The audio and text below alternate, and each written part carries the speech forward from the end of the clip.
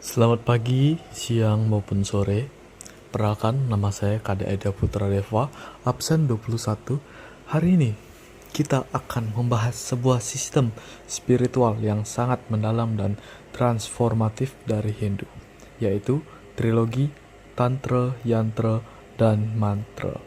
Ketiganya adalah konsep esensial yang saling terhubung dan fokus pada satu tujuan, yaitu pemanfaatan energi suci atau sakti yang ada di dalam diri untuk mencapai transformasi holistik. Dalam masyarakat modern yang sibuk, banyak orang mencari kedamaian batin. Tantra menawarkan jalan praktis untuk ini, bukan hanya sekedar kepercayaan pasif, melainkan sebuah metode yang mengharuskan kita bekerja secara aktif dengan hukum karma dan sistem energi tubuh. Jadi, lupakan sejenak anggapan mistis ataupun mitos. Mari kita pahami ketiganya sebagai ilmu pengetahuan terprogram untuk permurnian diri, pengembangan spiritual, dan pencapaian tujuan hidup yang sesungguhnya. Mari kita mulai dengan definisinya. Tantra berasal dari kata tano dan trai, yang berarti melaksanakan dan membebaskan.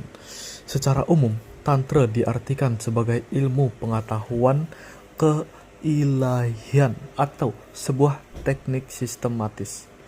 Ini adalah metode yang berfokus pada perubahan dari dalam diri.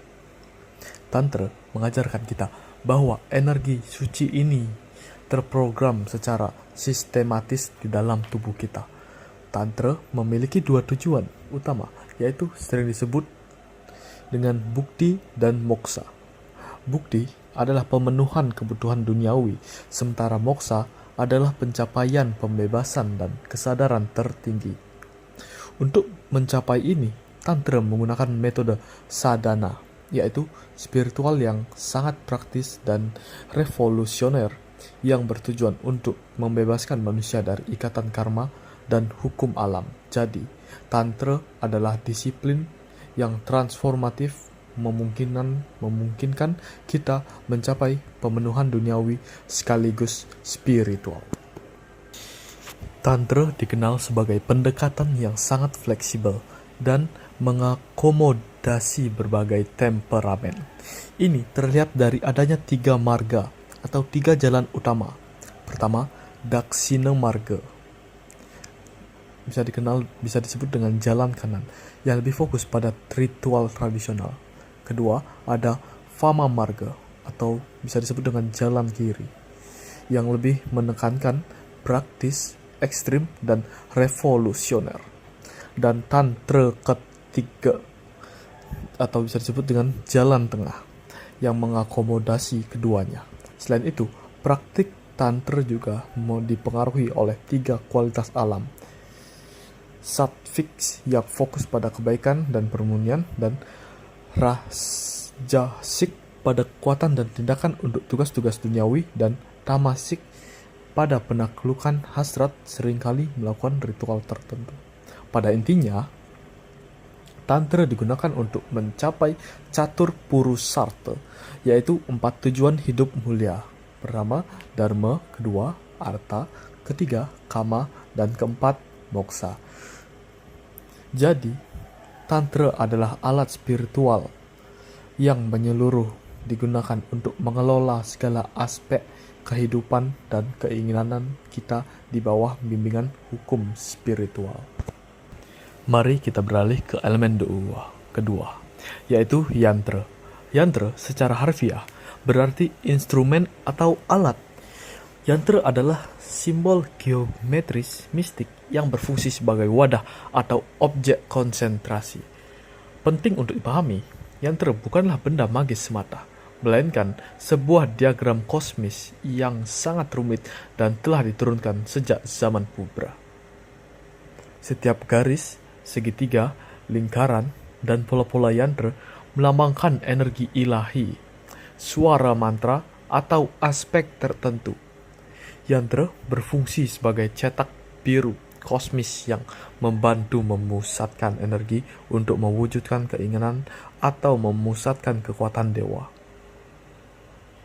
Ketika meditator menatap yantra, mereka mengarahkan pikiran agar bisa meresonasi dengan energi yang terkandung dalam diagram tersebut, menjadikan alat penting dan praktik yantra.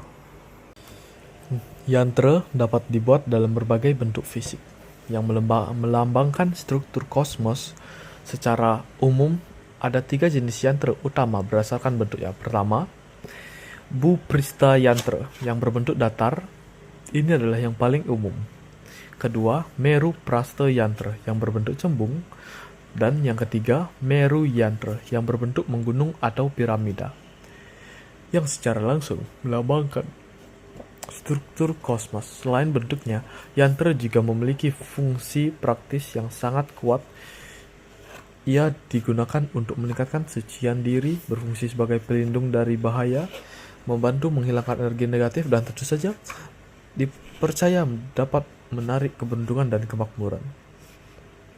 Dengan memahami dan memfokuskan diri pada geometri suci ini, kita secara efektif pemrograman pikiran kita untuk beresonasi dengan energi positif yang diwakili oleh yantra. Elemen ketiga, mantra. Mantra adalah kata-kata atau rangkaian suara suci. Kata mantra berasal dari mana, yang berarti pikiran atau hati, dan tra, yang berarti daya atau suara.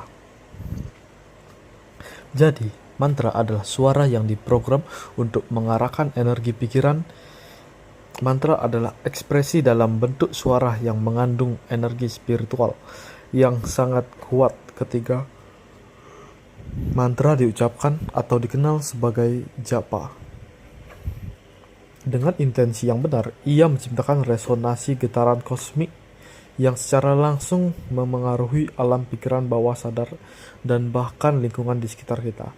Mantra adalah kunci mengendalikan gelombang pikiran kita, memastikan kita tidak membuang-buang energi dengan harapan yang sia-sia, tetapi mengarahkannya secara fokus dan struktur. Mantra adalah esensi suara dan merupakan alat yang paling ampuh dalam praktik spiritual. Fungsi mantra sangat luas dan esensial, terutama sebagai alat penyembuhan holistik. Mantra dipercaya dapat mempercepat proses penyembuhan pada tingkat fisik, mental, emosional, dan spiritual. Selain itu, mantra adalah cara efektif untuk meningkatkan fokus dan konsentrasi, membantu mengatasi stres dan kecemasan, serta dikatakan mampu memperbaiki sistem metabolisme tubuh. Jenis mantra pun beragam. Yang paling kuat adalah bija mantra atau mantra benih tunggal, seperti Om atau Hrim, yang mewakili esensi dewa atau cakra tertentu. Ada juga dhyana mantra yang digunakan secara khusus dalam meditasi untuk memvisualisasikan bentuk ilahi. Dengan melakukan japa secara teratur, kita memurnikan aura dan diri kita, membuka jalan untuk kemajuan spiritual. Fungsi mantra sangat luas dan esensial, terutama sebagai alat penyembuhan holistik. Mantra dipercaya dapat mempercepat proses penyembuhan pada tingkat fisik, mental, emosional, dan spiritual. Selain itu, mantra adalah cara efektif untuk meningkatkan fokus dan konsentrasi, membantu mengatasi stres dan kecemasan, serta dikatakan mampu memperbaiki sistem metabolisme tubuh. Jenis mantra pun beragam.